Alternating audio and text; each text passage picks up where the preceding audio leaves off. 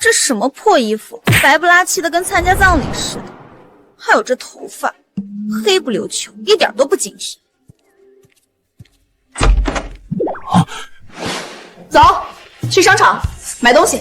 沈总，下午还有高管会，您忘了吗？会个屁！我现在这个样子，怎么当你们老大？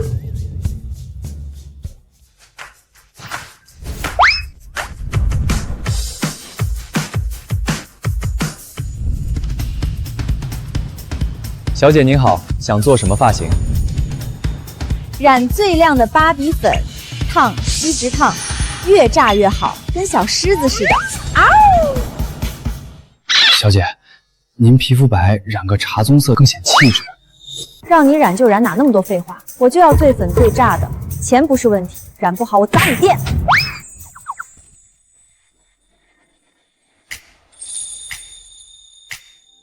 不错，这才有老大的样子。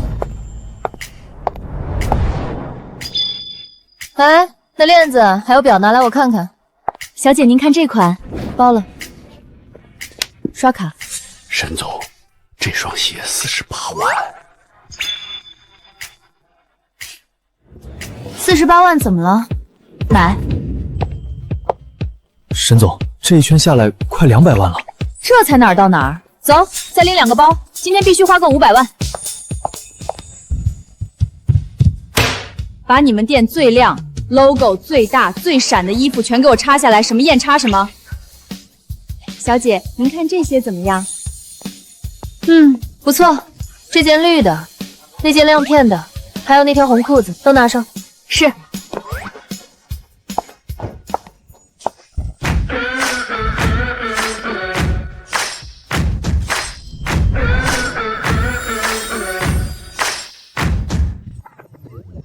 不错，这才叫衣服。以前的衣服什么玩意儿，跟校服似的。这些都包起来，再给我拿10件同款、不同颜色的，我要换着穿。小姐，一共328万。刷，从公司账上走。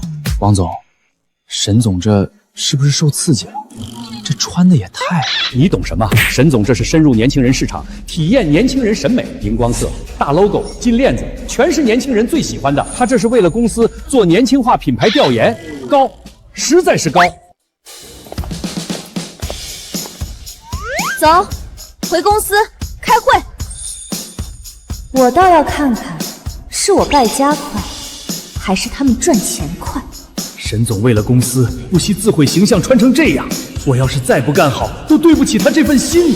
照这么花，1个月就造完了，到时候带着10个亿回去当大姐大，老子要买10条这样的金链子轮着戴。都到了啊，挺好。这是沈总？都看什么看？沈总这是体验年轻人文化，为公司做调研。我问你，咱们公司员工1个月开多少钱？平均5000。沈董去世前说要再降5%，降本增效。降个屁！开5000块钱还好意思让人家给你干活？我以前让人帮忙抢包间位置，都给人发500块辛苦费，你们就给人开5000？沈总，您的意思是要涨工资？涨！从这个月开始，所有人工资，不管是前台还是保洁，全部翻3倍。原来开5000的，现在开15000；原来开1万的，开3万。沈总使不得，1200人，工资翻3倍，1个月光工资就得发7000多万。是啊，沈总，人力成本占比太高，公司撑不过3个月的，而且涨上去容易，降下来难，到时候员工肯定闹。算上社保公积金，1个月人力成本8200万，咱们这个月营收才6000万。沈总，这是不是太冒进了？咱们下个月还有3个大项目要上，钱都发工资了，项目没钱做怎么办？项目做不成就不做，钱没了可以再赚。我不能亏待跟着我混的兄弟。还有，取消996，改成上3休4，周3周5不上班，到点就走，最后锁门的扣工资。沈总，下个月3个大项目上线，上3休4根本做不完，到时候违约是要赔违约金的。赔就赔，违约金从我账上扣。沈总，这3份合同违约金加起来……还有，公司食堂免费，早中晚3顿，顿顿要有肉有海鲜，下午茶、奶茶、咖啡不限量，免费？对，免费。还有健身卡、电影票，每个月都要发。沈总，这覆盖全员的话，我说的就是全员。另外，租房的员工公司补1半房租，干满1年的送苹果手机，干满3年的送大金镯子。沈总，光这些1个月要亏1个多亿，账上钱撑不过2月。我心里有数，现在投票，同意的举手。怎么？我说话不好使？你们是公司老大还是我是公司老大？今天这字儿我签定了，谁不同意，现在卷铺盖滚蛋！我同意沈总的决定。沈总高瞻远瞩，这是为公司长远发展布局。这就对了吗？周秘书，通知现在就发，今天执行。对了，给我办公室整个电竞椅，再来个冰箱塞满可乐冰棒，这破皮椅子坐得我腰疼。好的，沈总。完了，沈总这是刚接手公司就开始瞎造，你看他穿的那身，跟个精神小妹儿似的。昨天还高定女总裁呢，今天就荧光绿大金链了。我看公司撑不过3个月，赶紧找下家吧。我认识几个猎头，推你。行。沈总，高啊，实在是高。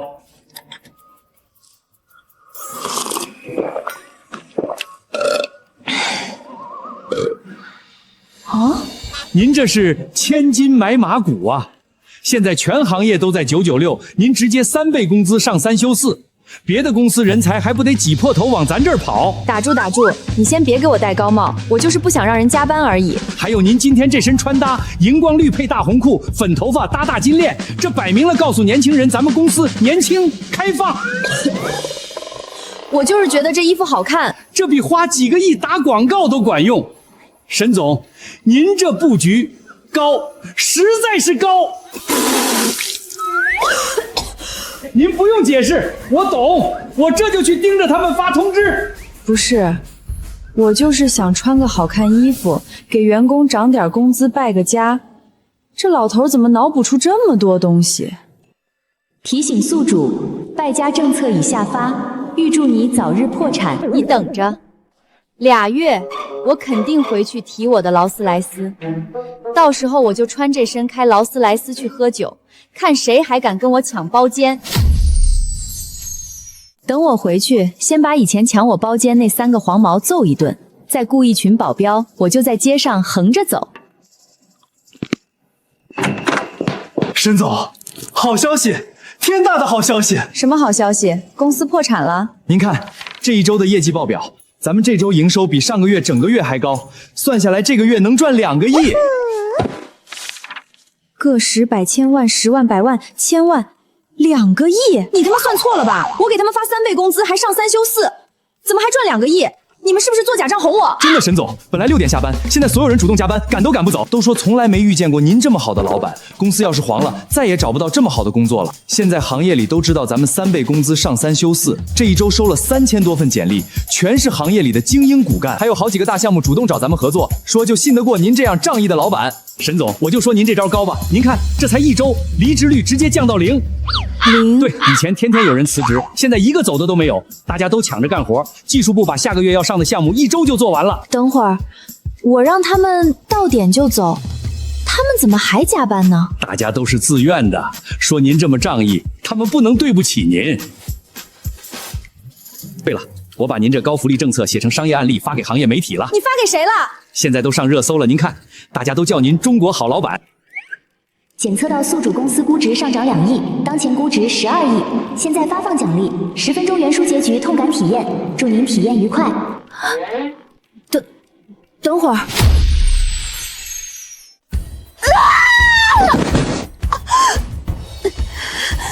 沈总，您怎么了？快叫医生来120。别叫医生，我没事。您就是太拼了，这一周天天公司的事儿都累成这样了，还硬撑。我天天6点下班逛商场，我拼个屁！你看看，咱们沈总为了公司疼成这样还硬扛，这是什么精神？这就是江湖义气啊，不，企业家精神。王哥说的对，沈总您放心，我们肯定好好干，绝对不辜负您。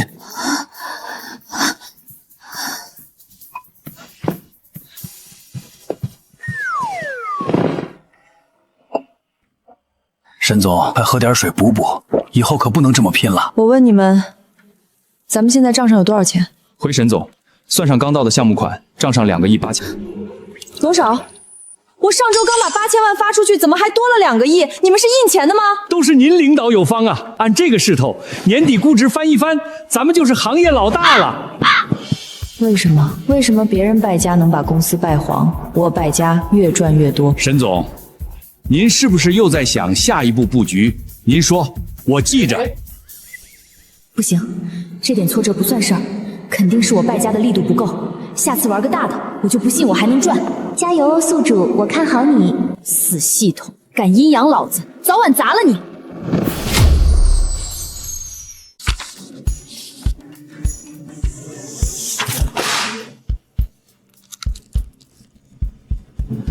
妈的，2个亿！这钱是大风刮来的！我让他们摸鱼，他们倒好，主动加班，是不是有病？这都是您领导咬方啊，大家都念着您的好呢。念个屁！对了，沈总，知道您不爱露脸，媒体采访和综艺邀约我都给您推了。算你识相，老子才不上什么破综艺，有那时间不如去逛商场买包。对了，各部门报的项目申请呢，都给我拿过来，今天我亲自批。以前项目都是王总批的，您要亲自看。废话，以前是以前，现在我是老大，钱怎么花我说了算，快去，晚了扣你工资。这个月所有部门报的项目一共37个。哟，运营部要给用户发100元优惠券，预算5000万，发100块也太抠了，怎么败得完？改，发200的，无门槛，随便用。行政部员工季度福利预算50万，50万能干什么？买个包都不够。改，每人发最新款苹果手机加电脑，干满3年送大金镯子还是太晚了，得改成干满半年。半年那得有1000多人，手机、电脑加金镯子，预算2000万，就这么写。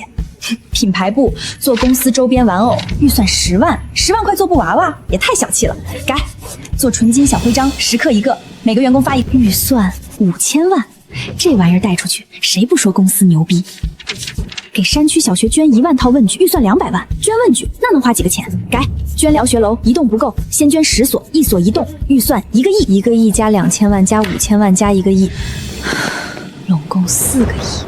账上的钱造得干干净净，还预支了下个月的营收。这波下去，我看公司拿什么活？等钱花完，我就回家开我的劳斯莱斯，完美。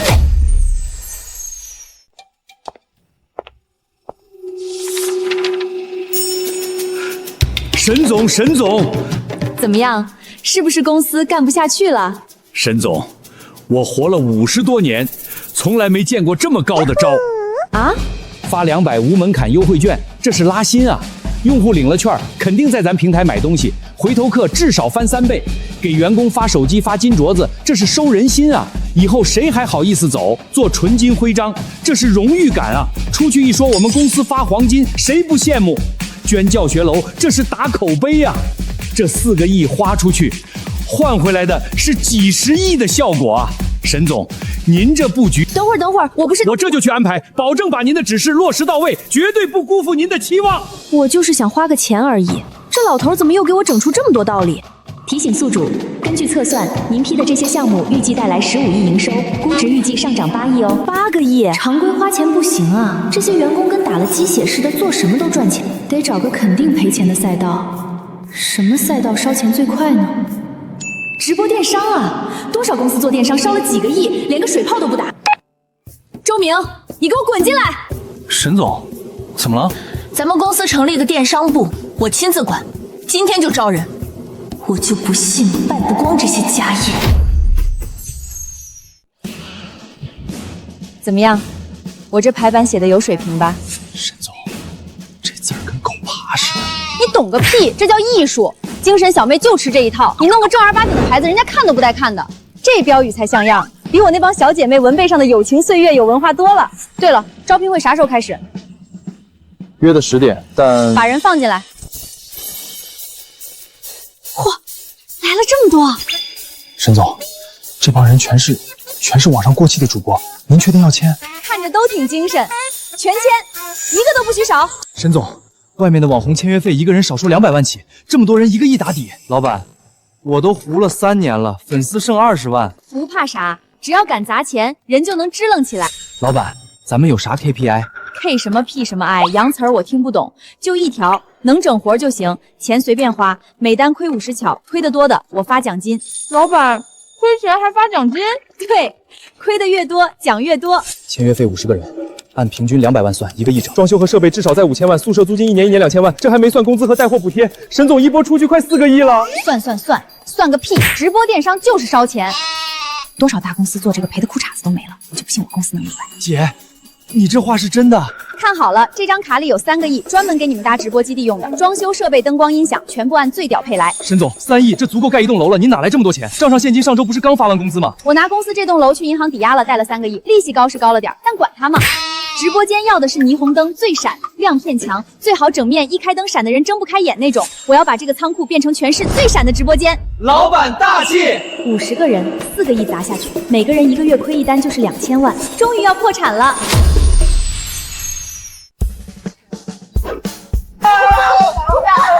亏吧，赶紧亏完了，老子就能回家开劳斯莱斯了。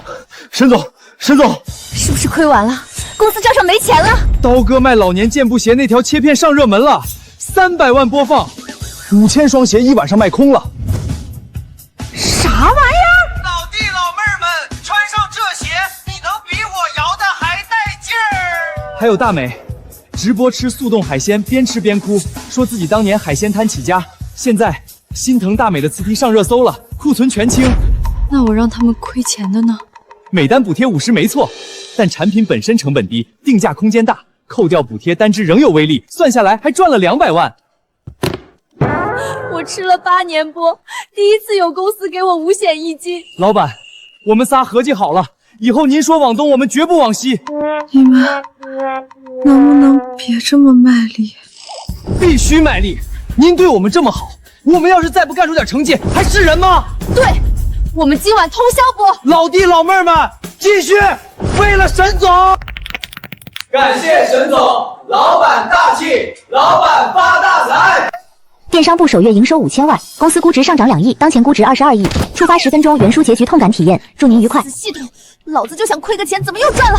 沈总，您为了公司操碎了心，疼成这样还硬扛，我这就去告诉全公司，让大家更卖力。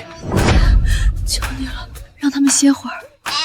兄弟们，沈总为了咱们都累倒了，今晚通宵加班，谁都不许走。我写这玩意儿的时候是真想赔钱啊。姐，你看这些，9块9的纸巾，39块9的口红，19块9的手机支架，全是爆款，薄利多销，肯定能跑量。就这？姐，直播带货就得靠低价跑量啊！你看看头部主播，全是9块9起。你脑子是不是让门挤了？9块9的纸巾，39块9的口红，你告诉我是个人都能买得起？那谁买都觉得是应该的，买完还觉得你东西烂。那不就应该便宜吗？你听我说，便宜没问题，但不能便宜的没排面。那姐，你说卖啥？看我的。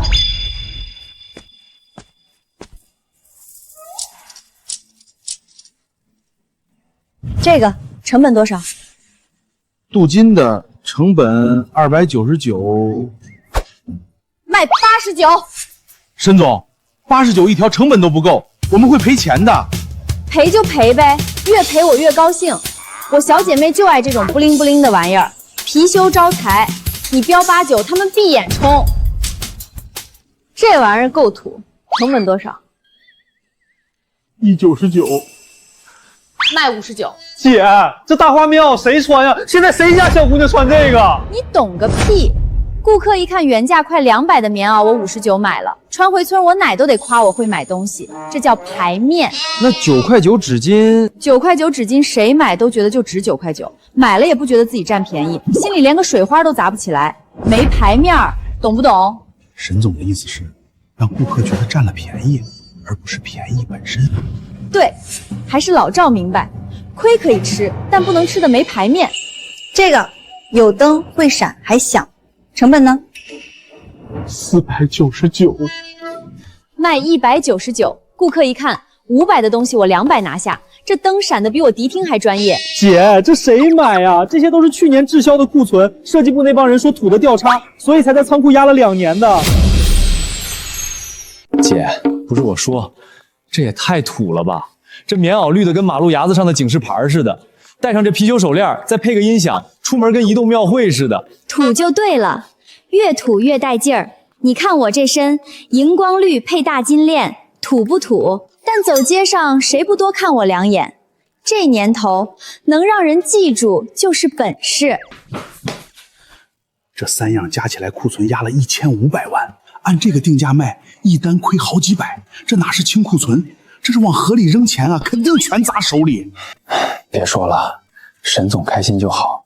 咱们沈总的思路常人摸不透，顺着来吧。我听见了啊，什么叫我开心就好？我这是为咱公司开疆拓土，你们就瞧好吧。可是沈总，这成本……别跟我提成本，做大事儿就得有格局。3天后第1场直播，不用别人上，我自己。您亲自播？这还用问？废话，从今天起，我就是公司首席带货官，这名儿够劲儿吧？够劲儿，够劲儿！你告诉运营，首页全给我挂上我的海报。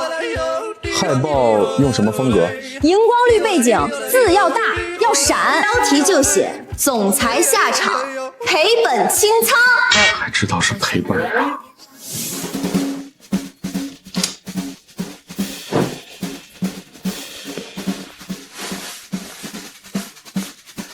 这身够劲儿，这身行头比我当年在夜市摆摊卖袜子时候还精神。到时候直播间一开，貔貅晃一晃，棉袄抖一抖，音响闪一闪，再配个土味 DJ， 那帮精神小妹不得疯，不得哐哐下单？3样加起来亏600多，1万单就是600万，10万单就是6000万。你别吱声，你一吱声准没好事儿。这回我亲自上阵，看你还怎么给我整出花来。3天后，看老子把公司赔个底朝天。老九，直播预约观看的有多少人？姐，现在预约观看才3000多人，比刀哥他们第1次播还少1半。3000够了，3000站街上都人挤人了。老弟老妹儿们，够劲儿！沈总来了。这脸是拿鞋底子拍的吧？头屁股成精了，粉毛配花毛，豆豆鞋搁哪儿呢？姐妹们快看她这妆，腮红打得比我命都红，笑透了。合理怀疑这姐刚在夜蹦完也有直接上播的，音响都是自带道具。今晚不整虚的，貔貅手链89，碎花棉袄59，音响199，全都亏本卖。这老板刚出院吧？3个貔貅叠怪，召唤神龙呢？谁信啊？羊毛出在羊身上。这价格你敢卖，我不敢买，怕收到义乌锅底灰。啥叫不敢买？我这实打实亏本卖。我给你们算笔账，棉袄成本199，我卖59；皮酥成本299，我卖89一个；音响成本499，我卖199。你们自己算，算得越清楚我越不信。剧本太假了，姐，我去隔壁看鳗鱼了。信你我就是棒槌。姐，结束了，47单，营收16000多块。才卖47单。沈总，您后台填的每单补贴是多少？47单，一单补50，2350，这点钱算啥？沈总，您填的是500，您输入的时候多摁了个0，每单补贴500，47单23500块，加上备货成本，3样成本加起来一单亏650元，47单30550元。再算运费、仓储、人工，整场下来净亏10万。我终于亏了，都看见没有？我他妈终于亏了！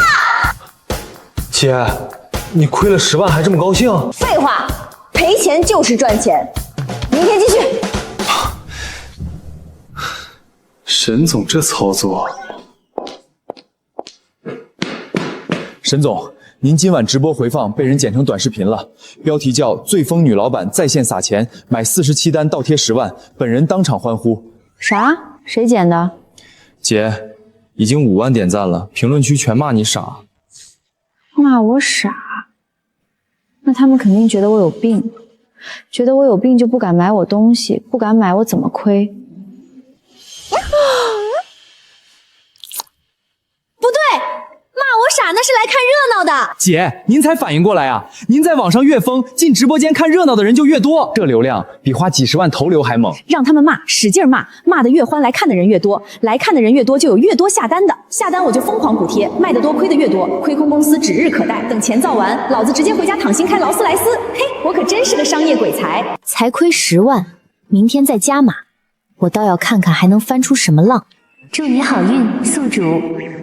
闭嘴，我这次稳了。这帮人是不是闲得慌？把我多摁个0补贴的事儿剪成鬼畜了。姐，你看看预约人数多少？18万，上次不才3000吗？姐，你上次那条补贴多摁0的切片在网上彻底火了，现在全平台都在转，大家都等着看你今晚还能整出什么活。18万人看，那得有多少人下单？姐，按上次的转化率，今晚少说几万单。几万单？上次才47单我就亏了10万，几万单我不是要把公司亏穿？走走走，开播！沈总，音响给您放桌上。你傻啊？放桌上谁看得见？戴头上。戴头上？你拿这么大的，我能戴得上吗？给我拿2个 mini 版的，我好戴头上。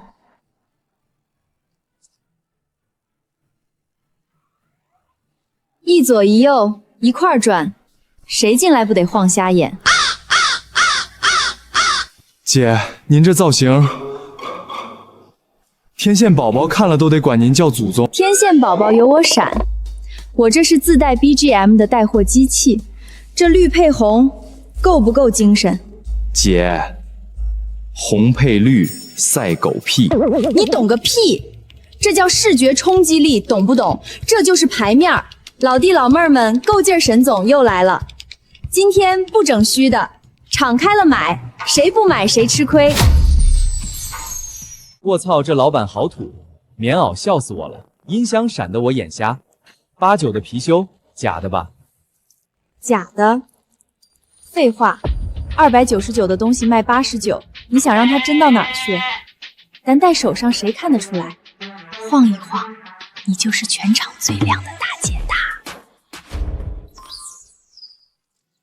信我，我当年在街上不被欺负就靠这一条，气势到了，真不真不重要。我买了，冲这气势我下单，棉袄我要给我妈买1件。姐，1分钟5000单了！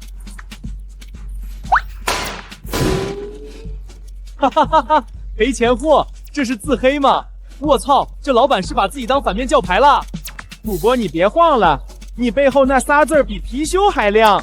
姐妹们，这是行为艺术吧？先卖假貔貅，再自曝是赔钱货，这剧本绝了。看见没？这仨字就是我对自己的定位。来吧，都来买吧，我开公司就是为了赔钱，谁买我东西，谁就是帮我完成梦想。姐，5万单了，貔貅空了，棉袄剩最后100件，音响也快没了。我丢，真给力！下单支持赔钱货老板，倒闭了就没乐子了。棉袄给我留1件，我要穿回村当村花。貔貅还有吗？我给我妈买一个镇宅。15万单，库存全清了。沈总这波反向带货，那亏了多少？貔貅每件亏210，卖了7万件，亏1470万。棉袄每件亏140，卖了4万件，亏560万。音响每件亏300，卖了3万个，亏900万，加起来1400把560加900，2860。2860万，亏了2800万，真的假的？真的啊，沈总，您怎么还笑？终于亏了2800万，这会儿总该破产了吧？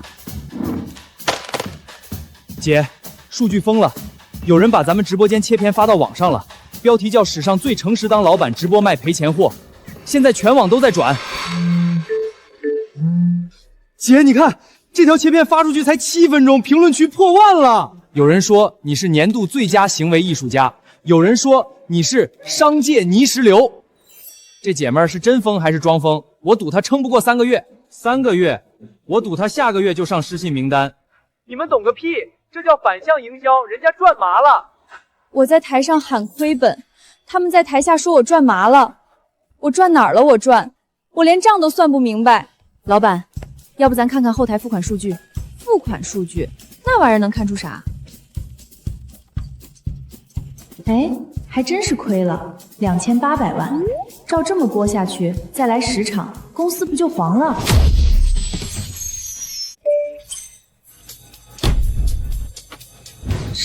啥流量包？姐，平台给咱们推了500万的免费流量，接下来1周，咱们直播间会挂在首页推荐位上，预计额外带来800万到1000万的曝光。那曝光多了会咋样？曝光多了，下单的人就更多了，亏的就更多了，但公司名声也更大了。那到底是亏还是赚？沈总，账面亏2800万，但这波流量带来的品牌曝光核算成广告费的话，至少值5000万。5000万？那我这是亏了还是赚了？沈总，简单说，咱们亏了钱，但公司更值钱了。我他妈就想亏个钱，你们怎么又给我算出个估值涨了？丁，公司估值上涨2亿，当前估值24亿，触发10分钟原书结局痛感体验，祝您愉快。又来，等会儿。老板，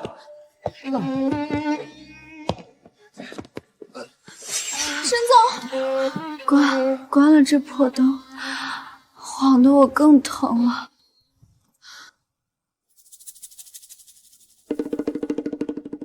老九，你说那些网友叫我啥来着？商界泥石流，还有年度最佳行为艺术家。泥石流好歹是往下冲的，我他妈这是往山上冲的泥石流。他卖的那叫什么玩意儿？老年健步鞋、速冻海鲜，一群过气网红在那蹦跶，一晚上卖空5000双。赵总，这个月沈氏电商部的销售额已经破了8000万。他爸在的时候，我跟他斗了10年都没让他做起来。他一个黄毛丫头，染个粉毛，穿个花棉袄，3个月就把市值干翻了1倍。赵总，沈清言上任以来一直不按套路出牌，涨3倍工资，上3休4，搞过气主播，直播亏本卖货，行业里没人看得懂他在干什么。但市场吃他这一套，市场吃他那一套，那就把他的台子拆了。他不是靠那帮中层运营撑起来的吗？把那些人挖过来，挖一个算一个，挖10个算10个。赵总，他给员工开了3倍工资，福利也全行业最高。咱们要挖人，他给什么条件，我翻倍给，违约金我兜着。你去给名单上那几个人打电话，今晚就打。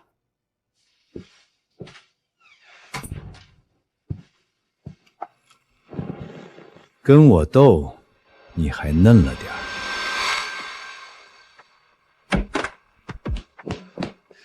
沈总，出大事了！赵坤那王八蛋在外面散播谣言，说咱们资金链断裂，马上破产清算。2个供应商打电话来说要撤单。撤单太好了，货都卖出去了，不给人家结账，谁还跟咱做生意？没人进货就没钱赚，没钱赚公司就得关门大吉，我就能回家开劳斯莱斯了。供应商撤单，公司要黄，我这心里啊拔凉拔凉的。但越凉我越得花钱，反正都快黄了，钱不花留着给谁？万一明天就关门了，钱全便宜银行了。通知下去，所有员工每人发5万购物卡，就说公司快垮了，老板心疼大家，先花为敬。沈总， 5万一张，1000多人，又是5000万没了。账上那点钱，您这是要？5000万怎么了？供应商撤单，我难受，我难受就得花钱，这理由谁说不通？5000万砸下去，看你们还怎么赚钱。劳斯莱斯，你再等我一点。都看见了吧？沈清言做了什么？3倍工资，上3休4，干满半年发金镯子，这些东西哪一样有技术含量？全是拿钱砸出来的。赵总，他的福利标准咱们要是对标执行，人力成本得翻2倍多，账上现金撑不过4个月，撑不过4个月，他沈氏账上现金有几个亿？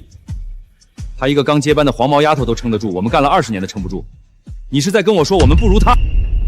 从今天开始，我们也全员涨薪3倍，上3休4，加班费翻倍，食堂免费，下午茶不限量。赵总，各部门编制本来就超了，再加福利的话，超了怕什么？他能挖我的人，我不能挖他的人。开双倍猎头费，把他那边的人全挖过来，还有把他的直播团队也挖过来。赵总，挖人我可以理解，但直播这块，沈氏那帮主播全是过气网红，拿出去同行都不带正眼看的。我们真要跟？过气网红怎么了？他卖貔貅、卖棉袄都能卖断货。我们有供应链，有品牌，难道卖不过他？直播部立刻组建，3天内开播，预算不限。有没有问题？没有问题。散会。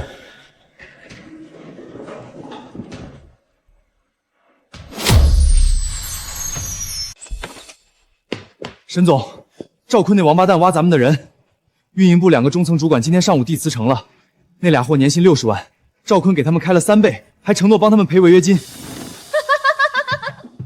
太好了！沈总，好在哪里？老王，赶紧的，发通知给剩下所有兄弟每个月多发1半的钱，干得越久拿得越多。赵坤挖咱们的人，我加倍疼剩下的兄弟。沈总，这1个月得多发4000多万。4000万怎么了？赵坤挖我的人，我心疼，我难受，我必须花钱安抚剩下的兄弟，这理由谁说不通？你出去把话放出去，谁从赵坤那边跳过来，违约金我全包。赵坤挖我1个，我端他10个。沈总，我明白了，这是变相敬业补偿金啊！赵坤挖咱们1个人得掏几百万违约金，咱们留1个人1年才多花几十万，成本差10倍。您说帮赵坤那边的人付违约金，这等于把赵坤的人才库直接开了个口子。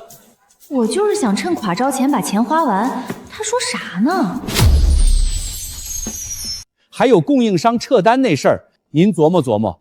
表面上他们撤单是坏消息，对吧？可您这时候给员工发5万购物卡，全行业都会传，沈氏都要破产了，还给员工发钱，这老板仁义，供应商看了反而觉得咱们底气足得很，撤单的都得后悔，这叫反向操盘，把利空变利好。高啊，沈总，您这招逆向操盘。行了行了，赶紧发通知去，别耽误我花钱。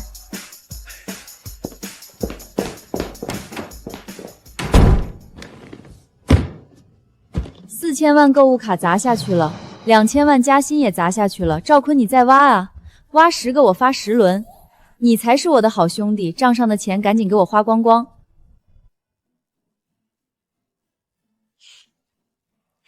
劳斯莱斯，你姐我快来了。丁，宿主，按这个速度，您离破产越来越远了呢。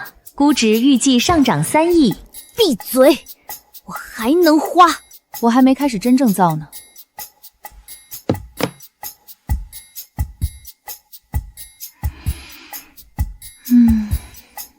赵坤，你等着。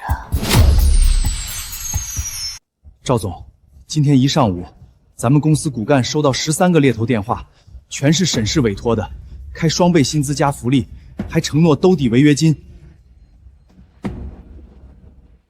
你们没签竞业协议吗？赵总，咱们的协议当初只写了离职后不能直接去沈氏，但沈氏给的补偿金远高于违约金，员工愿意掏违约金跳槽。姓沈的，你他妈跟我玩这套！赵总，刚才财务报了账，这个月人力成本超预算3倍还多。赵总，要不咱们先稳住线的人。稳住？怎么稳？他开双倍，我拿什么跟？一个精神小妹把我玩成这样，你烧钱是吧？我等着你烧完那天。沈总，赵坤那边刚才开了高管会，2个总监当场拍了桌子，一个说要走，一个说要留，最后全走了。走？往哪儿走？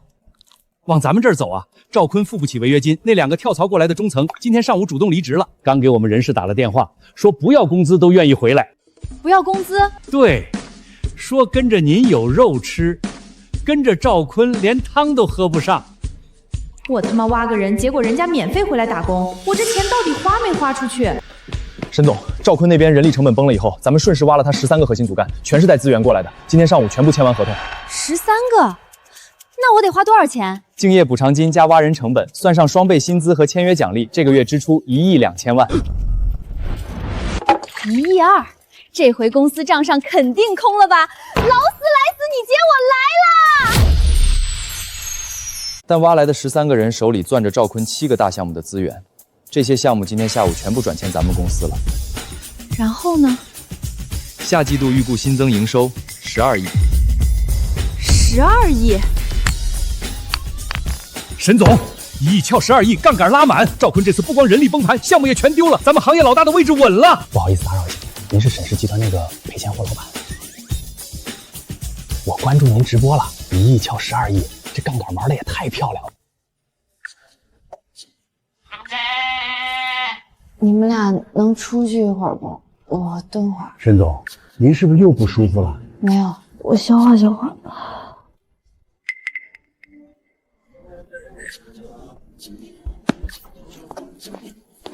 劳斯莱斯，你是不是又远？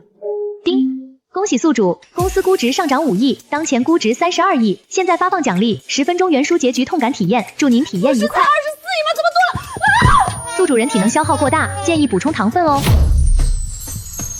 你说赵坤那傻叉开直播了，卖的啥？棉袄还是貔貅？他卖的是真皮休闲鞋，699的鞋卖199，每单补贴500。那不是跟我一样？我卖棉袄贴50，他卖鞋贴500，比我还能亏啊，这不挺好？问题是，他亏了4万7，但被人骂了。骂啥？他说您出身是街头混混，说您是运气好，还说自己是正经生意人。他说我啥？街头混混，看人真准。网友把那段截图发网上了，评论区全在骂他，说您直播间挂赔钱货，他直播间挂我是正经商人，谁端着谁自在，一目了然。啥意思？我听着咋这么费劲呢？简单说，您在直播间是真的爱咋咋地，是死是活都无所谓。赵坤是假装无所谓，其实心里算盘打得响。哦，就是说我比他真呗。对。那他学我涨工资和休息的事儿呢？咋样了？他宣布涨3倍半工资，也是上3休4。那挺好啊，咋没人夸他？但他下面的人6点之后不走绩效打7折，实际上天天加班到10点，而且他直播仓库改到半夜2点，跟员工说加班费翻3倍。这不是欺负人吗？说好了上3休4，结果变着法子让你加班，比不涨工资还恶心。我虽然想败家，但我说话算话。说不上班就是不上班，所以他的核心骨干今天下午又有3个给我们人事部投了简历。赵坤那个傻东西，福利开的比我好，人还往我这儿跑，他图啥？我要烧钱的地方，他替我点了把更大的火。沈总，您这个逻辑吧，虽然不是商业教科书里的，但好像也没什么毛病。赵坤那孙子迟早要搞我，我得留个后手。系统，你说我要是真把公司干到50亿，是不是就永远回不去了？是的，宿主。届时你将永久绑定原书结局，也就是烂尾楼里被砍20多刀，浇水泥埋地基。那我要是直接跑路呢？趁现在卷点钱跑路，触发即死，建议宿主专注任务本身。友情提醒：若宿主经营不善，导致大规模社会问题，系统将判定为恶意经营。我专注个屁！卖东西赚钱，直播赚钱，挖人赚钱，我是不是天生不适合破产？宿主，你可以考虑更传统的败家方式，比如买一些根本不产生任何商业回报的资产。或者进军完全不具备变现能力的赛道。啥意思？说人话。你可以考虑更传统的败家方式，比如线下实体商业。线下？就是那种开店卖东西的？对。商场、超市、零售店在当前电商冲击下，线下实体商业普遍亏损严重，租金高、人工高、客流低，是公认的破产温床。商场，老子怎么没想到，现在谁还逛商场啊？东西比网上贵，停车比登天难，逛一圈啥也不买，这玩意儿不赔钱，天理难容。宿主。主，现在已经过去5个月了，时间即将过半。闭嘴！老子明天就拿着钱去找那种快倒闭的商场，溢价买，加钱买，一个买10个，买到公司账上空空为止。商场线下实体，沈总大半夜一个人琢磨这个，他是在担心公司转型啊。他说什么现在谁还逛商场，东西比网上贵，这不就是在焦虑传统业务萎缩吗？这压力得大成什么样啊？不行，不能让沈总一个人扛，他半夜都在想公司出路，我们这些拿高工资的凭什么睡觉？明天一早就把全城亏损商场的名单列出来。昨晚的事儿我不多说了，沈总为了公司，大半夜一个人研究线下实体商业转型，连觉都没睡。他自言自语说，一个商场亏几亿，收10个就是几十亿，那是他在算弹药够不够。沈总要把那些连年亏损、没人敢接的商场全收回来。周哥，你说吧，怎么干？今天开始，所有部门取消轮休。市场部今天之内把全国范围内连续3年以上亏损、估值跌到极底的商场名单拉出来。运营部梳理收购流程和资金需求，技术部负责一件事儿，把沈总昨晚说过的那几句原话做成横幅挂满全公司，让所有人都记住沈总是怎么替我们扛着的。你听说了没？沈总要收购全市亏损商场，一个不够买10个。听说了，我表姐在市场部，今天凌晨5点被电话叫起来拉名单，说3年连续亏损，租金覆盖率低于50%的那种。亏成这样还买，那不得赔死？你也是老员工了，还不懂沈总？上次他直播卖貔貅，全网说他要赔掉裤衩，结果呢，库存清空，品牌出圈。赵坤学他卖鞋，被人骂成狗。也是，沈总说亏的时候，大伙儿都信他是真亏，但亏着亏着，估值就涨上去了。所以别算了，跟着干就完了。反正工资翻了3倍，休4天。沈总真把公司干黄了，我也认。老头，你笑啥？上次你这么笑，我账上就多了3个亿。沈总，您昨晚的战略部署今天一早全员启动了。这是市场部拉出来的名单，全城连续3年以上亏损、估值低于净资产、商户撤场率超45%的商场，一共11个。我啥时候部署了？这些商场虽然正面亏损，但只是运营不善。沈总，您是看到别人看不到的价值洼地。我他妈说的是买快倒闭的商场，然后等着它继续倒闭啊？什么洼地啊？而且我们连夜请了商业地产评估团队做了测算，这11个商场如果打包地价收购，综合改造成本不到市价的30%，3年后保守估值翻3倍。3年翻3倍？沈总，您这是抄底，即将把控整座城市的商业命脉。所有人注意，沈总已经批了11家商场同时开工，1个月内开业。全员自发加班冲刺，预计带动公司估值上涨至少4亿，目前估值36亿。我特么就想找个赔钱的路子，怎么又被他们干成增长点了？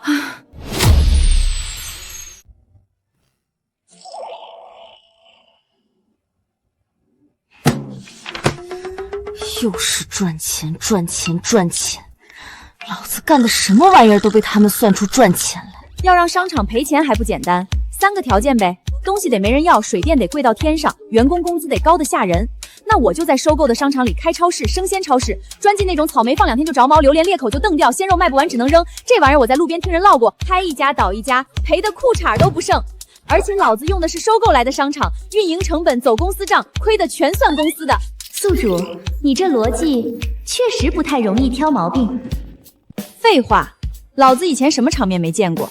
算账我算不过那些戴眼镜的，还能不知道怎么往河里扔钱吗？丁，公司估值更新至40亿，触发10分钟痛感体验，强度翻倍。又来，我他妈还没开始亏呢。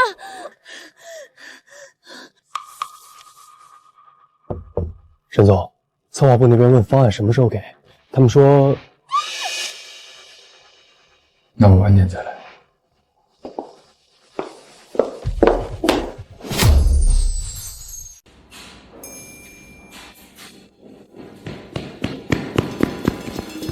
沈总，设计方案出来了，按您说的最高标准，进口冷柜恒温恒湿系统、雾化保鲜喷雾，光设备采购就在2800万，加上商场本身收购花了3个亿，前期投入已经3.5个亿了。3.5个亿，好，往死里花。冷柜给我买最大的，灯给我装最亮的，地板给我铺金的都行。金的？夸张，就是那个意思，别给我省。沈总，这个配置放1线城市都是顶配，但我们核算了一下客流预期，按这片区的人口密度，回本周期可能要拉到8年以上。几年？8年？8年是最乐观的，实际可能要10年，而且生鲜损耗率高，前3年大概率持续亏损。亏3年，太好了！就这个方案不改了，明天就开工。听见亏钱怎么跟听见中彩票似的？可能是什么新型商业模式，我看不懂。沈总还有一事儿，这负1楼原先的一面墙布局有问题，要改格局得砸2面墙，加固费用另算，大概多花600万。砸全砸了，600万算个屁，能亏就是赚。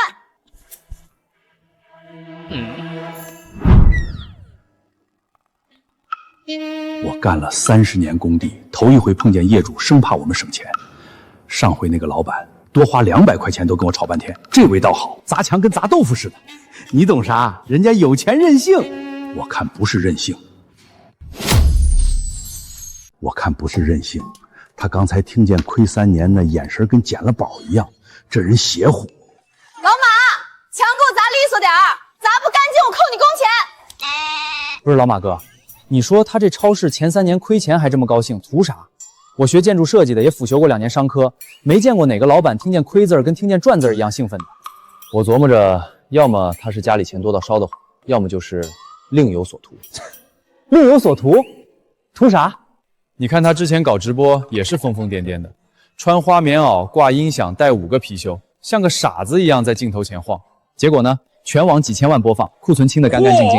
我媳妇儿那天晚上还下单买了一双老年健步鞋，说跳舞穿舒服。那不一样，直播是线上，流量大，赚得快，亏也是小亏，大不了就当花钱买曝光。线下实体不一样啊，房租、水电、人工损耗，哪一样不是往里砸？生鲜这玩意儿我查过数据，行业平均净利润不到3个点，前3年的亏损率能高到40%。他这不是往水里扔钱，是往火里扔。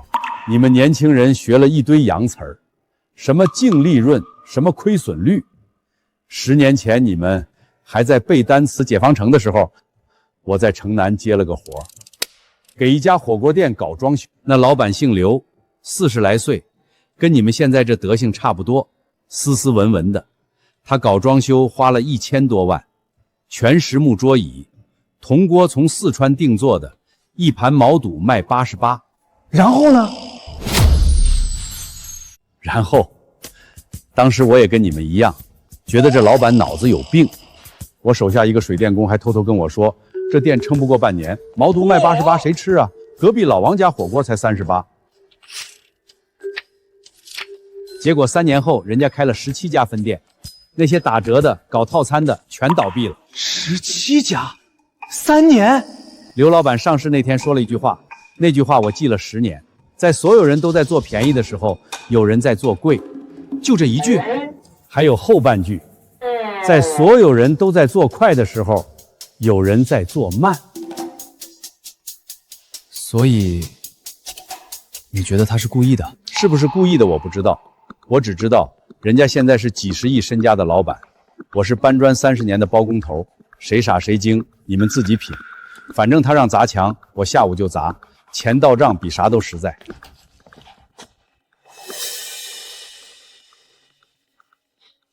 疯不疯的，反正工资照发，管他的。哎呀妈呀，累死老子了，腿到现在还软。沈总，我刚才让运营部大致测算了一下，按咱们这周边的客流量，就算前3年账面上是亏的，但品牌价值、客户沉积这些看不见的东西可能会涨。你又来？什么看不见的东西？就是您3.5个亿买这个倒闭商场，但别人看见您舍得花钱，反而觉得您实力强，更愿意跟咱们合作。合着我3.5个亿买个破商场，他们觉得我有钱，然后更愿意给我送钱，这他妈什么逻辑？大概就是这个逻辑。老子不活了。不错不错，冷柜够大，灯够亮。地板也铺得挺像那么回事儿，老马干得漂亮。沈总满意就好，您说要最贵的，我没给您省钱。没省钱就对了，越贵越好。但是这墙光秃秃的太素了，给我贴横幅，越大越好，字要够大够闪。沈总，贴啥内容？开业标语一般写盛大开业，欢迎光临。俗，你那词儿太俗了。沈总，您说贴什么内容？就写本超市专进烂水果、臭榴莲，买到算你倒霉，买一单亏一单，老板倒贴钱。沈总，这标语是不是太实诚了点儿？实诚不好吗？我就是要让人知道我这超市卖的是烂东西，谁买谁上当，谁敢来？赶紧做横幅，按沈总的指示来。这老板是不是脑子不太好使？你懂啥？这叫那个什么词来着？反着来。他越这样，我越想去看看他到底能卖出啥玩意儿。亏钱我最行，破产回家开劳斯莱斯。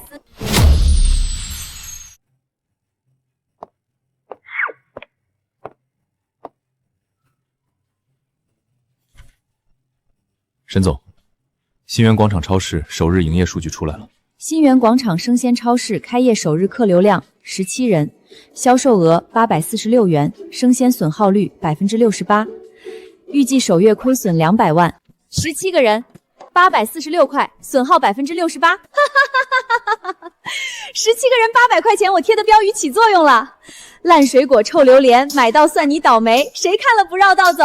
沈总，您这么高兴是因为一个商场1个月亏200万，11个就是2200万，1年2个多亿。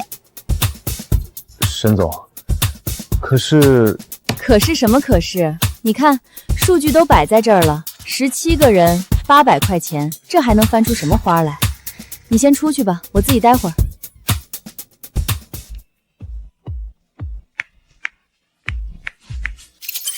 宿主友情提醒，你现在高兴的有点早哦。早个屁！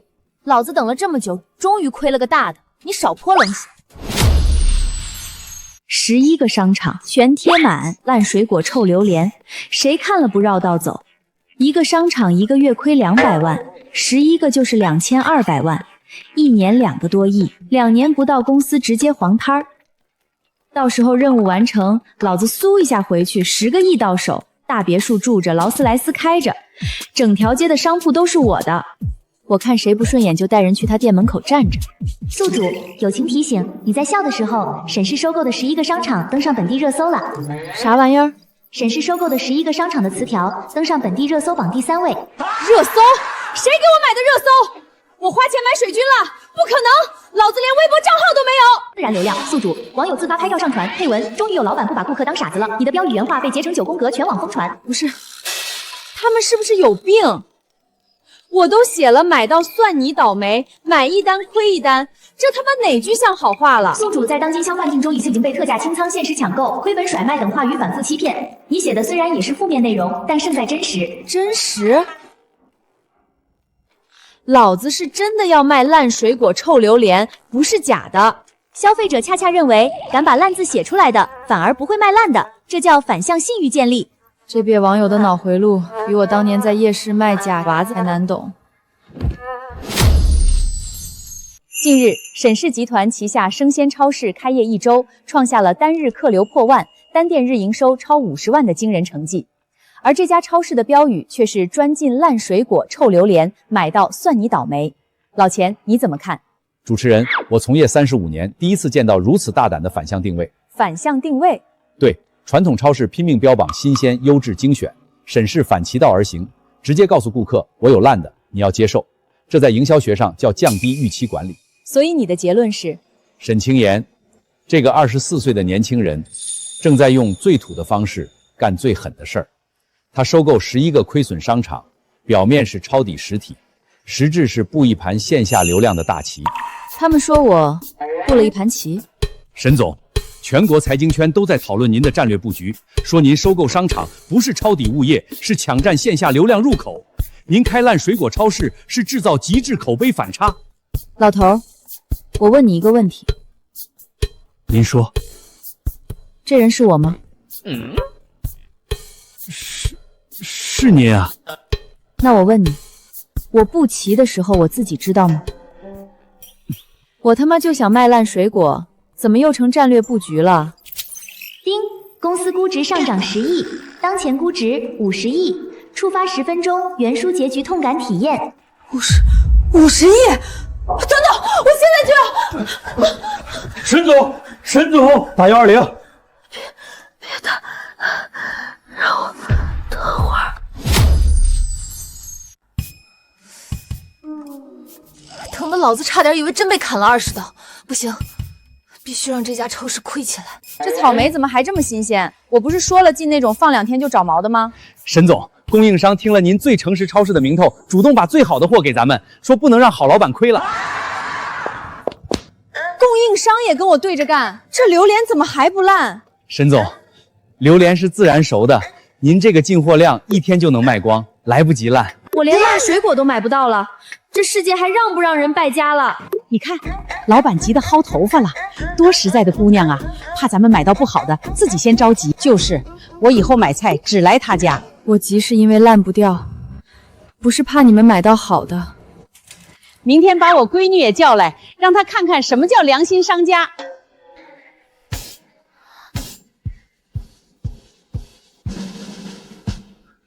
沈总身体不适还坚持巡店，太有干劲了。老王，我问你，什么项目赔钱最快？一次能赔几个亿那种？沈总，您说的这种项目得是基建配套，政府那种，报价低于成本，干一单亏一单。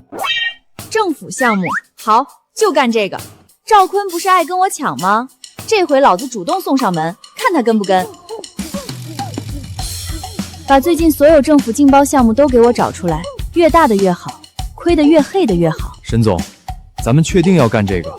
基建项目回款慢，垫资大，一不小心就……不要怕，有我呢。赵坤，你不是爱学我吗？这回我主动把坑挖好，你跳不跳？王哥，沈总这次是不是玩太大了？基建项目亏损起来可不是闹着玩的。动辄几个亿打水漂，你懂什么？沈总这是要跟赵坤打消耗战，他故意报低价，赵坤要是跟就得跟着亏，要是不跟，项目全被沈总拿下，以后城市资源全在咱们手里。那沈总这次是认真的？沈总什么时候不认真？他看着风，心里比谁都清楚。赶紧去准备竞标材料。我怎么觉得沈总这一次得亏呢？7个城市配套项目全是亏损标的，他疯了吗？赵总，沈市的报价比成本线低了将近40%，如果中标，每个项目每月至少亏8000万到1亿。他这是在钓鱼，想让我跟，然后拖死我。那咱们跟，他不就想拖死我吗？我偏要跟，他亏1亿，我亏1亿5，把报价再压500万。他敢亏，我比他更能亏。赵总，咱们账上现金流已经吃紧了。怕什么？只要拿下项目，银行自然会给贷款。他一个黄毛丫头都不怕，我赵坤怕什么？沈清言，你想玩大的，我陪你玩。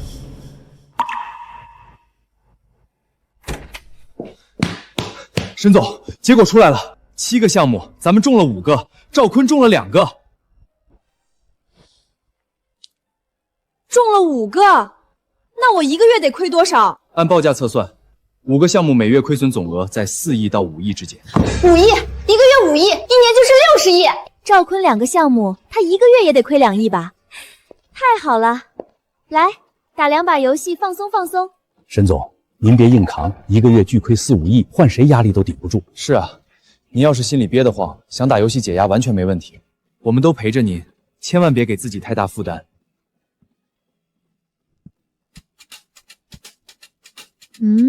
说啥呢？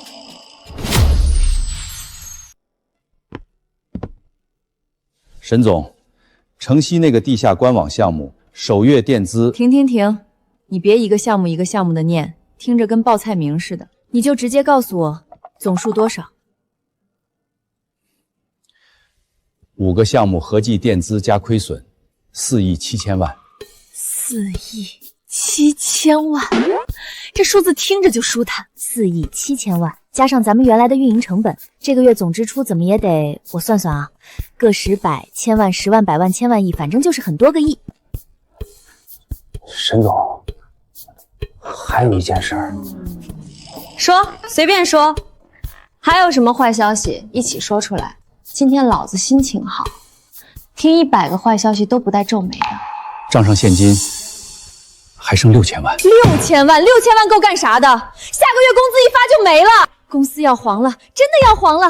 劳斯莱斯、老子来了！亏钱亏钱我最行，破产回家开劳斯莱斯，等我回去就买一条街自己管。沈总，那下个月的员工工资发，全发，把6000万全发了，发完拉倒，反正公司都要黄了，我不能亏待跟着我混的兄弟。好的，沈总。对了，告诉老王，今晚全体员工不用加班了，让他们回家歇着吧，反正公司也快黄了。好的，沈总。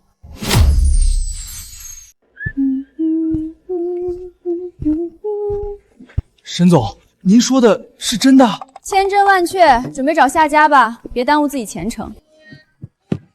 那您还给我们发工资吗？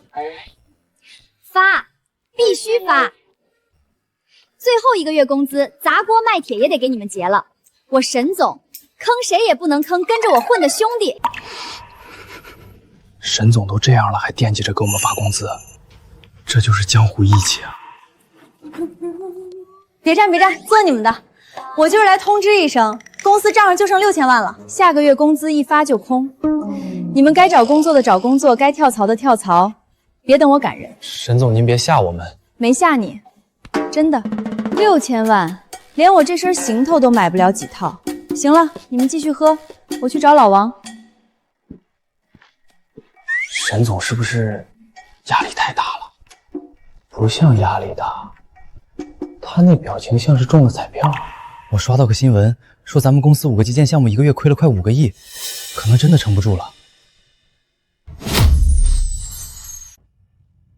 老王，我刚才把公司要黄的消息通知了一圈。沈总，您说什么？我说公司要黄了呀，反正6000万撑不了多久，不如早点告诉兄弟们，让他们该跑就跑，别到时候跟着我一起倒霉。沈总，您怎么能这么说？账上就剩6000万了，下个月工资一发就没了，你还想靠啥翻身？靠那5个赔钱的项目？沈总，您确定要让全体员工都知道？确定啊，让他们早做打算吗？我可不想当那种公司倒闭了还瞒着员工的老板，我这人最讲义气，不能坑人。那您就不怕消息传出去，供应商来催债，银行来抽贷，员工提前跑光？怕？我怕个屁！供应商来要钱关我屁事儿，银行抽贷抽呗，抽完了账上毛都不剩，员工跑了更好，人都没了，公司不就黄了？那我就能回去开我的劳斯莱斯了。好，我明白了。那您接下来有什么打算？打算？没打算了，等着倒闭呗，反正我也尽力了。对了，老王，你也早点找下家吧，别死磕我这儿了。沈总，你这老头能力还行，找份体面工作不难，别陪我一起沉船。他在账上只剩6000万的时候，第一件事不是想着怎么捞钱，而是把消息告诉所有人，让大家赶紧跑。连我这个老头子他都惦记着。周秘书，你过来一趟，有件事跟你说。对，现在。王哥，怎么了？是不是沈总那边又有什么新指示？这是市政府发的。对，刚收到的。5个基建项目全批了，政府认定咱们是战略性民生配套，城市独家商业合作资质。市中心3块地，王哥，这加起来得多少？保守算30亿往上。30亿？那沈总他知道这事儿吗？他还不知道。那赶紧告诉他呀！他都跟全公司说要黄了，员工群里都快炸了。你觉得他是真的想黄吗？他做了5个赔钱的基建项目，亏了4亿7千万，所有人都觉得他疯了。但为什么偏偏是这5个项目？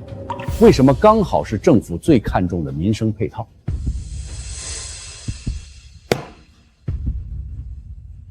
王哥，你的意思是，他嘴上说着等倒闭，可干的每一件事儿都在把沈氏往更深的地方扎。他告诉我账上没钱了，可他做的这5个项目，替沈氏换来了整座城市的独家命脉。那咱们得让这消息再飞一会儿。为啥？你想，赵坤那边2个项目还在烧钱，他现金流本来就紧，要是听说沈氏要黄了，他会怎么想？他会觉得机会来了，赶紧把手里剩下的筹码全砸进来抢地盘。对，他肯定会跟进，会加码，会把自己最后那点家底全压上去。他现在已经借了高利贷在撑，一旦他把最后一口气也吐出来，咱们再把独家资质这牌亮出来，他就彻底没救了。2个亏损项目加上高利贷的利息，他连爬出来的机会都没有。那员工那边怎么办？今天沈总一路过去，跟10几个同事说了公司要黄了。你悄悄跟几个核心部门主管透个气儿，让他们稳住下面的人，就说沈总正在进行压力测试，让大家别慌，该干嘛干嘛。明白了。又怎么了？赵总，刚收到的消息，沈氏那边全员都传开了，说公司要黄了。说清楚。内部消息，沈清言亲口跟员工说的，账上只剩6000万，5个基建项目1个月亏了4亿7千万，下个月工资都发不出来了。现在沈氏下面人心惶惶，好几个中层已经在往外投简历了。他自己说的。对，一路从办公室走到大厅，逢人就说。他终于撑不住了。赵总，那咱们他5个项目拖垮了自己，可我手里也有2个。他说账上6000万，我账上还有多少？从高盛借那笔钱到账之后，咱们账上现金还剩1亿2千万，比他还多1倍。他先撑不住了，这就是机会。赵总，可咱们那2个项目也在亏，高盛的钱还要还利息。他沈清言凭什么能把5个项目全吃了？靠的就是政府那点好感。现在他资金链要断了，政府还能把独家资质给他吗？联系市政府建设规划处，就说昆达愿意承接沈氏无力完成的基建配套项目，他赔钱干的项目，我比他赔的更多，政府就会把资源往我这边挪。赵总，咱们那2个项目每个月光亏损就要破2亿了。亏损怎么了？只要把独家资质抢过来，这点亏算什么？可是高盛那边下个月利息就要还了。等我拿下资质，银行自然愿意放款。高盛的利息算个屁，到时候一把还清就行了。好，我明天一早去联系。她一个染粉毛的精神小妹，凭什么在我头上踩了这么久？凭什么？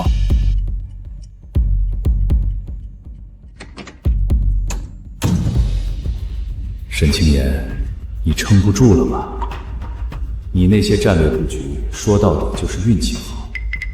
等我接手的你的项目，我倒要看看你还怎么蹦的。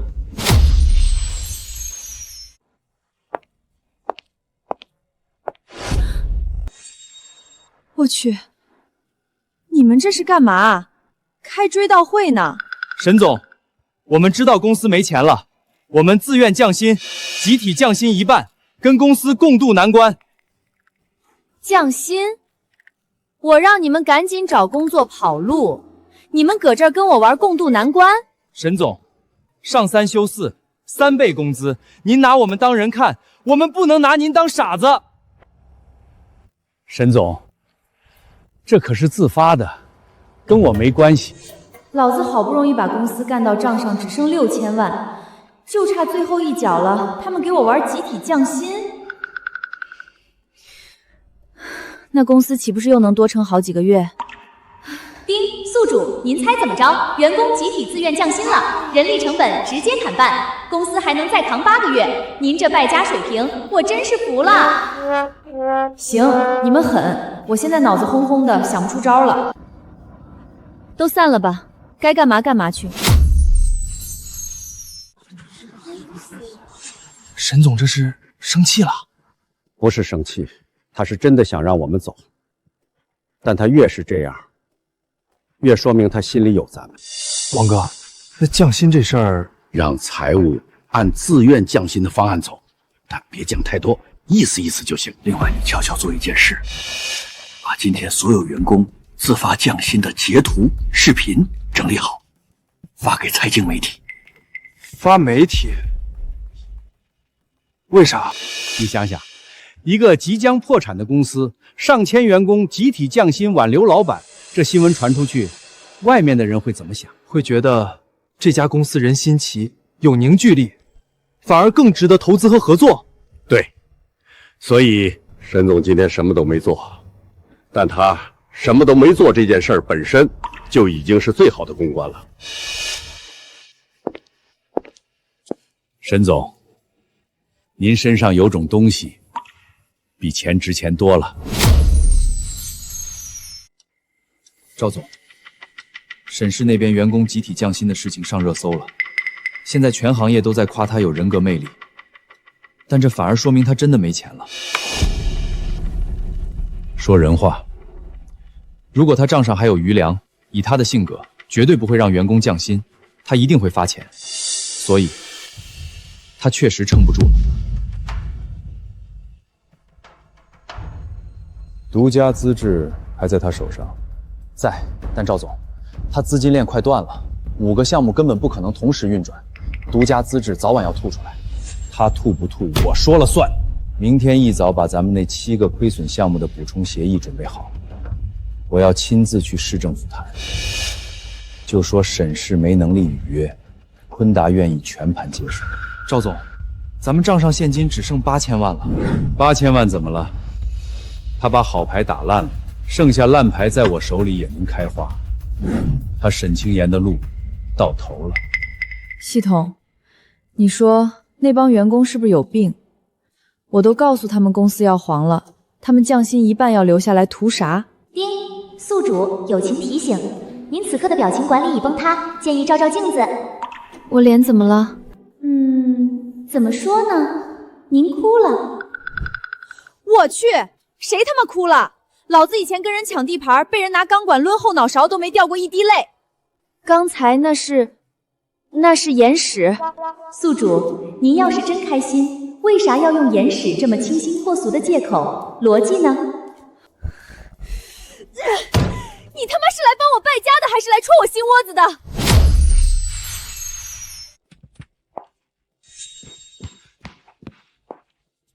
沈总，市政府刚下的红头文件，5个基建项目全部追加专项补贴，说是支持民企承担社会责任。啥补贴？每个项目每月补贴6000万，5个项目加起来就是3个亿，连续补贴12个月。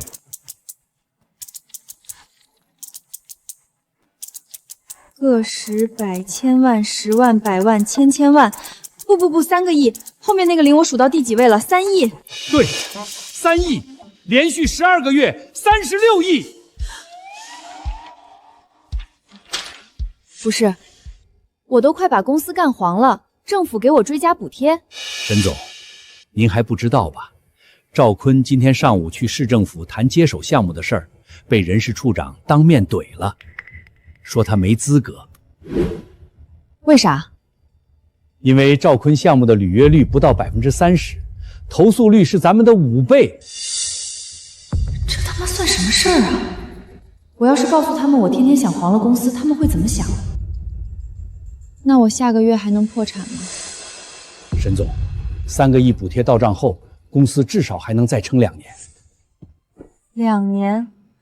我他妈是不是得在这公司里待到头发白了？恭喜沈总拿下3亿补贴，沈氏不倒，我们不跑。这次又是什么症状？沈总，我们都知道了，市政府给了咱们3个亿补贴，公司有救了。有救个屁！老子就是想让他没救。你们是不是傻？公司有钱了，你们也拿不着啊！该干嘛干嘛去。沈总，我们不在乎钱，我们在乎的是您。在乎我干啥？我连账都算不明白，项目做亏了还傻乐。你们跟这种人混有啥前途？您虽然算不明白账，但您舍得给兄弟花钱，这就够了。妈的，这帮人是老天派来气我的吧？我说东他们往西，我往西他们往东，我要破产，他们非让我活。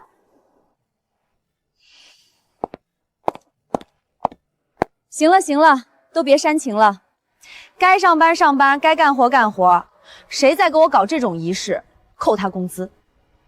沈总，您扣了工资，我就找您蹭饭。滚蛋！我饭钱都赔在项目里了，连棒棒糖都快买不起了。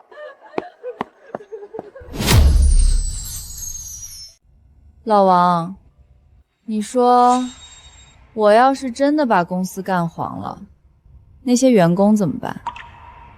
沈总，您怎么突然问这个？我就是随便问问。他们可能会去别的公司，但大概率再也找不到一个愿意给3倍工资、上3休4，还天天想着给他们发钱的老板。那他们不亏了？沈总，这世上比钱值钱的东西多了去了，您知道吗？比如呢？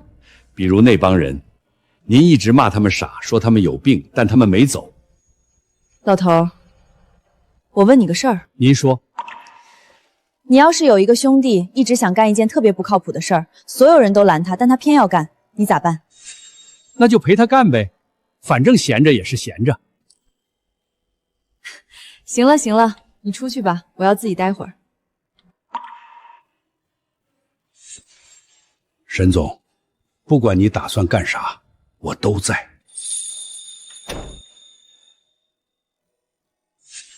系统，你说我要是真的回去了，这公司是不是就没了？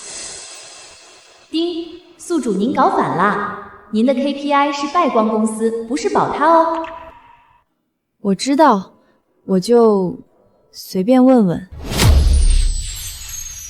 赵总，3亿5千万今天到期，利息我已经给你免了3天了，再不给就不是打电话这么简单了。再给我3天。赵总，你已经说了5个再给我3天了，这样吧，明天中午之前我要见到钱。沈清言，是你逼我的。赵总，要不咱们申请破产保护？破产？我赵坤在商场上混了20年，最后栽在一个染粉毛的精神小妹手里，你让我破产？城南那栋烂尾楼还空着吧？赵总，您想干什么？叫人把沈清言绑来。沈总，赵坤那边刚让律师送来了，说是想收购咱们城东那2块商业用地的开发权，条件开得很软，价格比市价高了2成。这孙子前几天还在跟我抢项目，抢得脸红脖粗，就差把我从招标会上踹出去了。现在跟我装孙子，他赵婚什么时候学会了跟人商量了？我也觉得不对劲儿，他现金流早就绷不住了，这时候还开高价收购，要么是硬撑，要么是……我跟你讲，赵坤这个人我研究过。沈总，您什么时候研究的？刚接手那会儿，我就让律师把他近3年的路数全捋了一遍。捋出啥了？这个人有个毛病，他从来不吃闷亏。这倒是。他要是输了，肯定要加倍找补回来；他要是赢了，恨不得骑你脸上蹦迪。那他现在？他现在跟我服软，那他一定已经挖好坑了，就等着我往下跳。宿主，根据赵坤近3天的财务流向和人员调动数据，他有87%的概率在未来48小时内对你采取非法手段，与书中原结局高度吻合。未来几个小时内？48小时内。那不就是说这2天，他妈的袁书里也是晚上被堵烂尾楼里的？赵坤那孙子就爱晚上动手，黑灯瞎火好下手。我怂了，系统，我真的怂了。我陈瑶这辈子我从来没怂过，但这个是死啊，是真死啊！系统，我现在跑来得及吗？管他什么奖励、什么别墅、什么劳斯莱斯，命都没了，要那些有个屁用！跑路触发急死结局，宿主赵坤的人已经在你公司附近蹲守，你一动，他们会立刻找到你，你只能面对。我真的怕，我每天晚上闭上眼睛就梦见水泥往我脸上浇，那种窒息感，你知道多真实吗？宿主，正因为你怕，你才不能等。对。不能等，等就是死。我等了这么久，天天怕他什么时候动手，结果他真要动手了。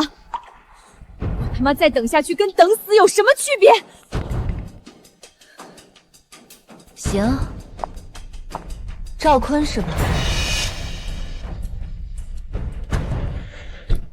他要捅我是吧？他以为我陈瑶还是那个坐在办公室里只会花钱的冤大头是吧？这回先下手为强。没事儿，抖就抖吧。第一次跟人抢地盘的时候手也抖，照样干，能干第一次就能干第二次。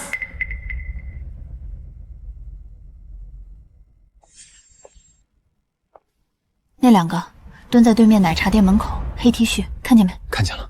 等会儿我往巷子那边走，你假装回公司，9点整报警，定位和录音器在我外套夹层里。沈总，您真的要去？别他妈磨叽，我好不容易撞起来的胆，你走了他们才动手。没事没事，不就是被人绑一次吧，不就20多刀吗？老子当年也挨过打。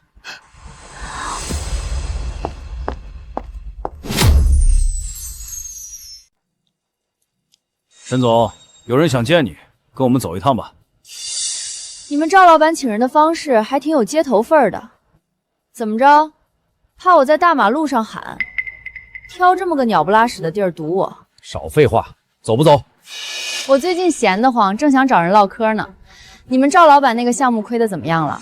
我听说他高利贷利息都快还不上了，还有心思请我喝茶。你不喊不跑？这巷子连个鬼影都没有，我喊破嗓子你帮我叫外卖。再说了，你们赵老板大半夜费这么大劲找我，我要是不去，他多没面子。我这人最讲义气，不能让人家白忙活。20多刀的事儿迟早要来，早来早完事儿，省得我天天惦记。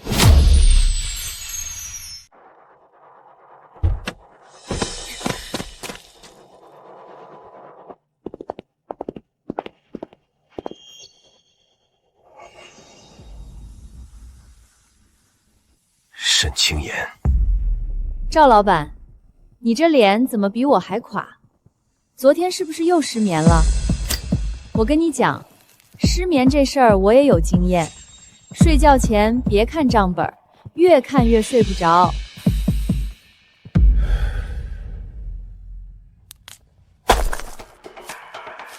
你知道我为什么挑这个地方吗？因为没人找得到，车没走大路，监控拍不到。你在我这儿待3天，我让你签什么你签什么，签完了你还能活着出去，就算你命大。哟，赵老板，你这计划做得挺周全啊，那我是不是得谢谢你，没直接让人把我绑电线杆子上？你不用嘴硬，等会儿你就笑不出来。你把我逼到这份上，就别怪我不讲规矩。那些项目独家资质，银行受限，你今天都得给我吐出来。赵老板，你那手抖得跟筛糠似的，这体力能砍几下？别砍到一半自己先喘不上气，到时候是我躺还是你躺，那可不好说。你以为我是跟你闹着玩的？沈清言，你把我公司搞垮了，把我的人挖光了，把我逼到借高利贷的地步，你今天还想站着走出去？别，赵老板，我就是想提醒你一句，你这一刀下去，你这一辈子就进去了。你那些高利贷谁替你还？你老婆、孩子，还是你手底下这俩兄弟？你他妈敢挑拨离间！我挑拨啥了？我就是帮他算算账。你进去了，他跟你混过的事儿全得翻出来，到时候他是算从犯还是算主犯？以前我在街头混的时候，见过太多你这样的了。老大拎着刀冲在前面，觉得兄弟们都跟着他卖命，可你猜怎么着？等老大进去了，兄弟跑得比兔子还快。到时候第一个说是他干的，跟我没关系的，就是你身后那俩。你他妈少挑拨！我挑拨你了，那你自己说。赵老板要是进去了，你还跟不跟他混？你替他扛不扛？你再想想，高利贷那帮人追上门的时候，你这2个兄弟是替你挡着，还是第一个把你家门牌号报出去？赵老板，你动刀之前先想清楚，你这刀下去，最后受罪的是谁？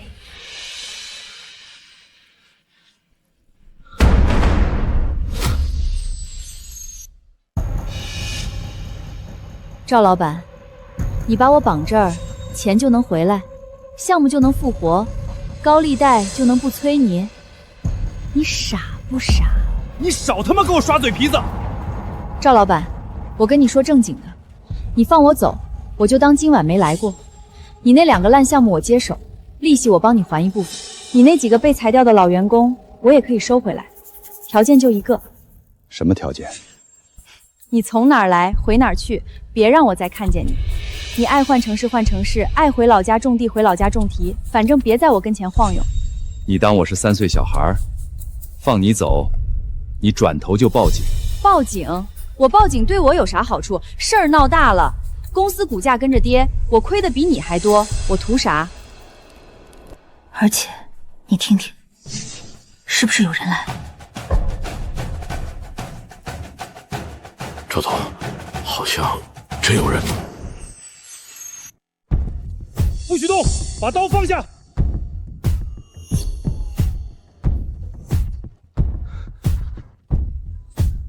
同志，就这小子手里有刀，还有那2个穿黑衣服的同伙，别让他们跑了。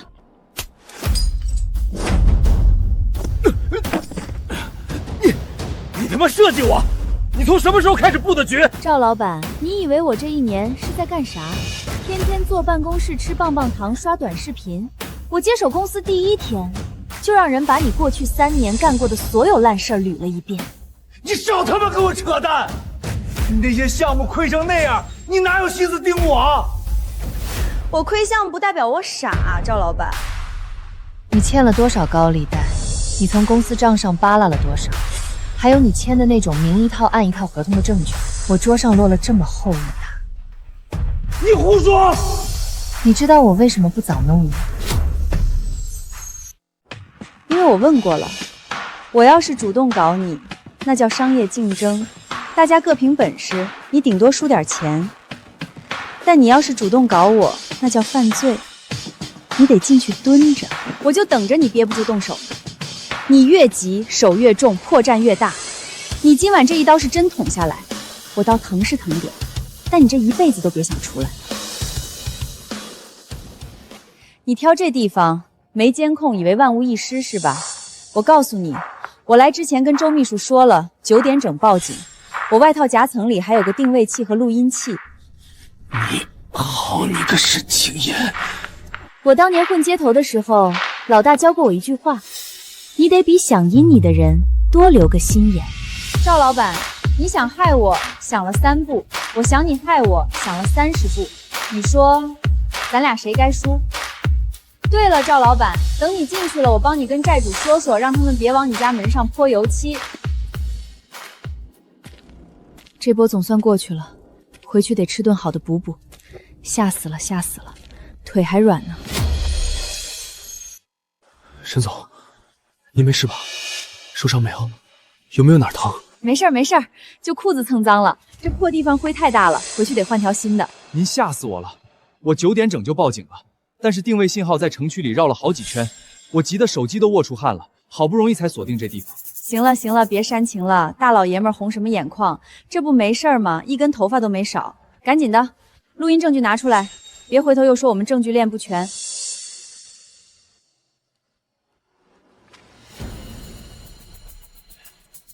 沈清言，你早晚也会栽。栽就栽呗，赵老板，反正我现在不服。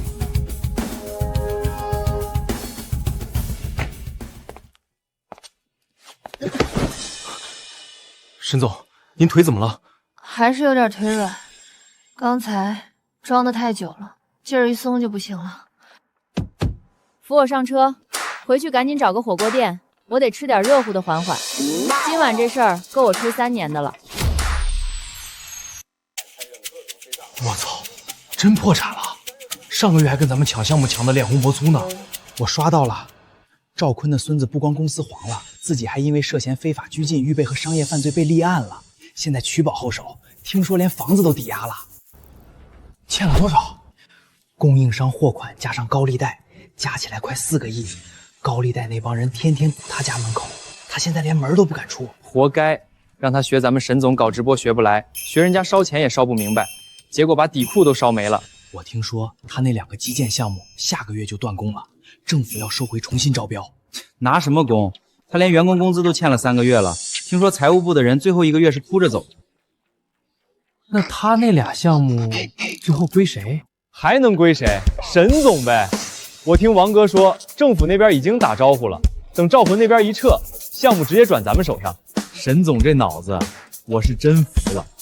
他说要搞基建项目，我还以为他疯了呢，结果人家是下了一盘大棋，把赵坤连根拔了。我现在总结出来了，沈总说亏的时候你就闭眼冲，他越说要黄，这事儿越稳。宿主，我需要告诉你一件事。啥事儿？任务完成了，豪车能先让我坐坐不？关于任务完成条件，有一条规则需要向你解释清楚。啥规则？你把话说明白。若宿主刻意放任沈氏集团覆灭，导致上千名员工集体失业，将直接触发原书结局死亡机制。啥意思？你把话说清楚。简单说，如果你的败家行为导致员工大规模失业，引发社会问题，系统判定为恶意经营，将直接触发死亡结局。那我这1年干的事，烧钱、发福利、招网红、收烂商场，全白干了。宿主，你的败家政策确实造成了账面亏损，但每一条政策都附带了对员工、对社会的正向激励，系统判定为良性亏损，所以不触发死亡结局。同时，公司估值持续上涨。所以我想花钱就得想着不能让他们失业，我想破产就得先让这帮人饿死。正确。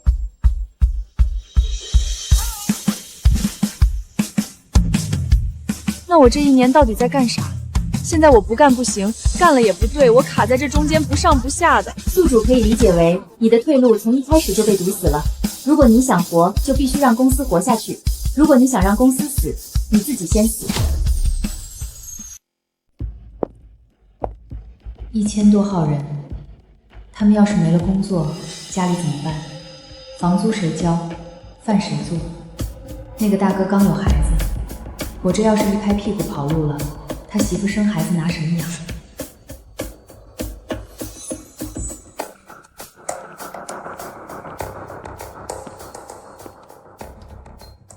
我以前的老大跟我说，要是让手底下的人饿着，那就不配当这个老大。我要是真把公司干黄了，这些人上哪儿吃饭去？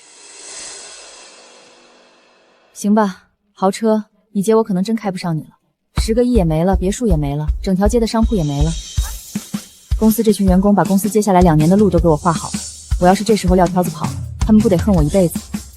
想不到我陈瑶还有一天能坐在这儿认真办公。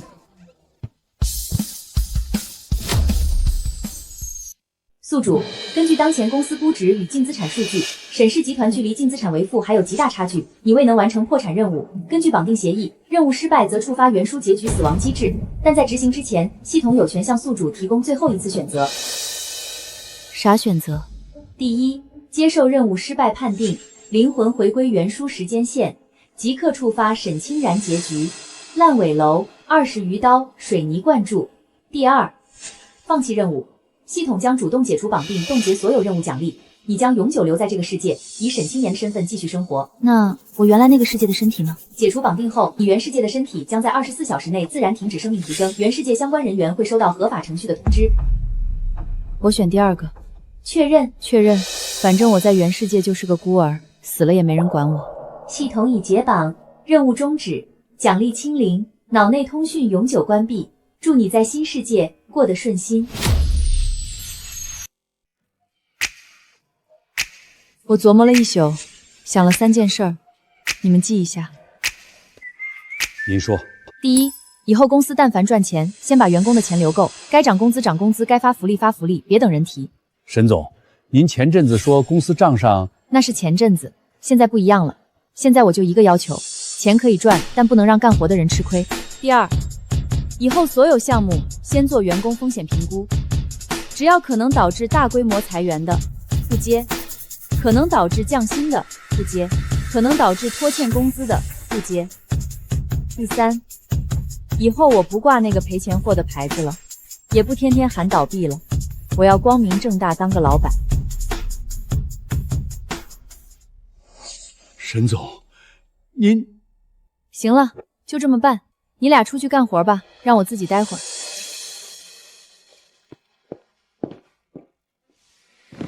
当老板就当老板吧，反正也回不去了。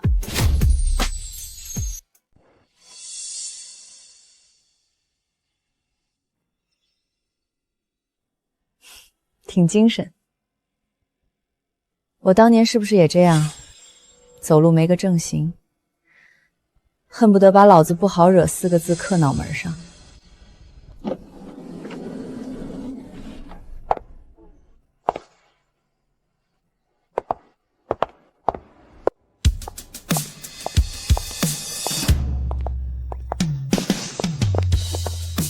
沈总，城东那3个新地块的规划审批下来了，政府那边希望咱们下个月就动工。设计部连夜出了3版方案，您看这版，容积率调高了，商业面积多了8000平。财务那边算了算，按这个方案走，3年回本没问题。